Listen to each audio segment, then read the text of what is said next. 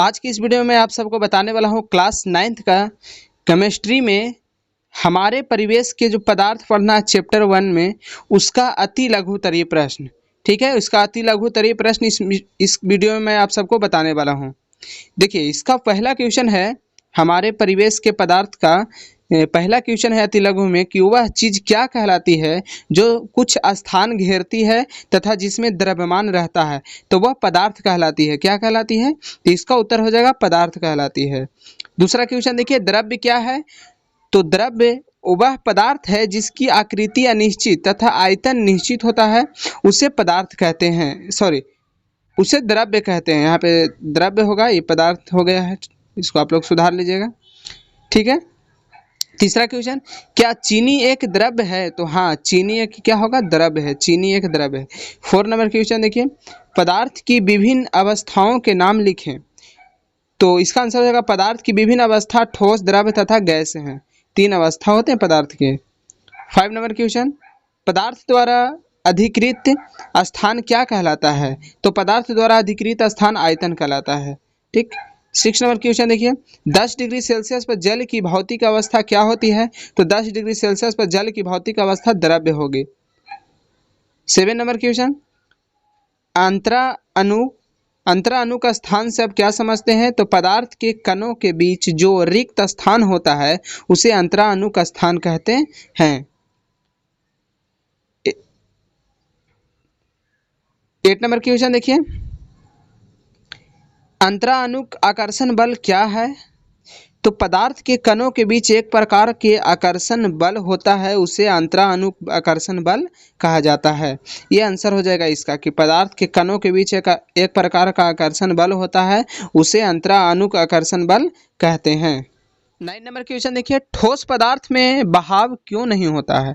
तो इसका उत्तर हो जाएगा क्योंकि ठोस पदार्थ का घनत्व उच्च होता है तथा इनमें अंतराअणुक आकर्षण बल के कारण ये एक दूसरे से मजबूती से बंधे रहते हैं। ठीक है। 10 नंबर क्वेश्चन है, ठोस पदार्थ पर ऊष्मा का क्या प्रभाव पड़ता है? तो ठोस पदार्थ पर ऊष्मा के प्रभाव से ठोस की ऊर्जा प्रायः बढ़ जाती है। ये इसका उत्तर हो जाएगा। 11 नंबर क्वेश्चन देखिए, उस प्रक्रिया का नाम बताएं जिसमें किसी दूषित वस्तु की दुर्गंध उसके चारों ओर वायु में फैल जाती है। तो इसका आंसर हो जाएगा विसरण कहलाती है। ठीक है, उस प्रक्रिया का नाम क्या है? तो विसरण है। 12 नंबर क्वेश्चन है, जल की थोड़ी मात्रा को कमरे के फर्श पर गिरा देने पर वह फर्श पर क्यों फैल जाती है? तो क्योंकि जल में बहाव की प्रवृत्ति होती है। जल में क्या होती है? बहाव की प्रवृत्ति होती है। 13 नंबर क्वेश्चन है, 10 डिग्री सेल्सियस और 25 डिग्री सेल्सियस में किस ताप पर जल का वाष्पन अधिक होगा? तो 25 डिग्री सेल्सियस। ये इजी है कि 25 डिग्री ज़्यादा सेल्सियस अगर देंगे तो जल वाष्प उतना ही अधिक होगा। देखिए 14 नंबर क्वेश्चन है, किसी द्रव्य के क्वथनांक पर वायु के दाब का क्या प्रभाव पड़ता है? तो इसका उत्तर होगा जब हम वायुमंडल में ऊपरी की ओर जाते हैं तो वायुमंडल का दाब कम होने लगता है, जिससे द्रव्य का क्वथनांक भी कम होता है। वायुमंडल का दाब अधिक रहने पर द्रव्य का क्वथनांक बढ़ जाता है। ये इसका उत्तर हो जाएगा। ठीक है। 15 नंबर क्वेश्चन है, सामान्य दाब पर एक पदार्थ का क्वथनांक कमरे के ताप से कम है, बताएं कि पदार्थ की भौतिक अवस्था क्या है? तो इसका उत्तर होगा सामान्य दाब पर पदार्थ का क्वथनांक कमरे के ताप से कम है, वह पदार्थ की भौतिक अवस्था ठोस है। ये इसका उत्तर होगा। 16 नंबर क्वेश्चन होगा, किसी ठोस के द्रव्यनांक की परिभाषा लिखें। तो इसका उत्तर होगा जिस स्थान पर कोई ठोस पदार्थ पिघलकर द्रव्य के रूप में परिवर्तित होता है वह ताप उसका द्रव्यनांक कहलाता है। 17 नंबर क्वेश्चन देखिए, क्या होता है जब जल को 0 डिग्री सेल्सियस तक ठंडा किया जाता है?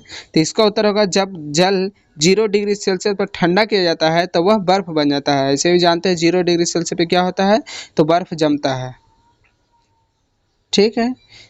18 नंबर क्वेश्चन है, गैस को ठंडा करने पर क्या होता है? तो द्रव्य की अवस्था में हो जाता है गैस। 19 नंबर है, अमोनिया क्लोराइड को गर्म करने पर क्या होगा? तो अमोनिया क्लोराइड को गर्म करने पर वह ऊर्ध्वपातन हो जाता है। ये होगा इसका उत्तर। 20 नंबर क्वेश्चन देखिए, पदार्थ की चतुर्थ अवस्था को क्या कहते हैं? तो पदार्थ की चतुर्थ अवस्था को प्लाज्मा कहा जाता है। इसे 3 अवस्था होती है, ठोस, द्रव, गैस, लेकिन एक और अवस्था होती है मानी जाती है जिसे प्लाज्मा कहते हैं, उसे पदार्थ की चतुर्थ अवस्था कहते हैं। 21 नंबर क्वेश्चन देखिए, क्या कारण है कि गैसों को संपीड़ित किया जा सकता है किंतु द्रव को नहीं? तो इसका उत्तर होगा, गैसों में अंतरा अणु का स्थान अधिक होने के कारण दाब बढ़ाकर संपीड़ित किया जा सकता है, किंतु द्रव में अंतरा अणु का स्थान बहुत कम होते हैं, दाब को बढ़ाकर संपीड़ित नहीं किया जा सकता है। ये इसका उत्तर हो जाएगा। 22 नंबर क्वेश्चन देखिए, उस गैस का नाम बताएं जिसकी आपूर्ति अस्पतालों में द्रव्य के रूप में की जाती है। तो इसका उत्तर होगा, अस्पतालों में ऑक्सीजन गैस की सिलेंडर आपूर्ति की जाती है जो द्रवित रूप में होते हैं। 24 नंबर क्वेश्चन है, किसी पदार्थ का ताप 35 डिग्री सेल्सियस है, केल्विन स्केल में इसका ताप क्या होगी? तो 35 डिग्री सेल्सियस बराबर होता है 273.15 प्लस 35 डिग्री, 273 डिग्री केल्विन होता है, और प्लस 35 जोड़ देंगे तो 308.15 केल्विन इसका आंसर होगा। ठीक है। 24 नंबर क्वेश्चन, सामान्य दाब पर जल के एक नमूने का क्वथनांक 102 डिग्री सेल्सियस है, तो क्या यह शुद्ध जल है? तो इसका आंसर होगा नहीं, क्योंकि शुद्ध जल का क्वथनांक 100 डिग्री सेल्सियस होता है। 25 नंबर क्वेश्चन है, उबलते हुए जल की तुलना में उसका भाप अधिक जलन पैदा करता है, क्यों? क्योंकि उबलते हुए जल से उसके भाप का क्वथनांक अधिक होता है। अब 26 नंबर क्वेश्चन देखिए, क्या अमोनिया की गैसीय अवस्था को वाष्प कहा जा सकता है? तो इसका उत्तर होगा नहीं, अमोनिया की गैसीय अवस्था को वाष्प नहीं कहा जा सकता है। 27 नंबर, एक ऐसे सामान्य पदार्थ का नाम लिखें जिससे गर्म या ठंडा करने पर उसकी अवस्था में परिवर्तन हो जाता है।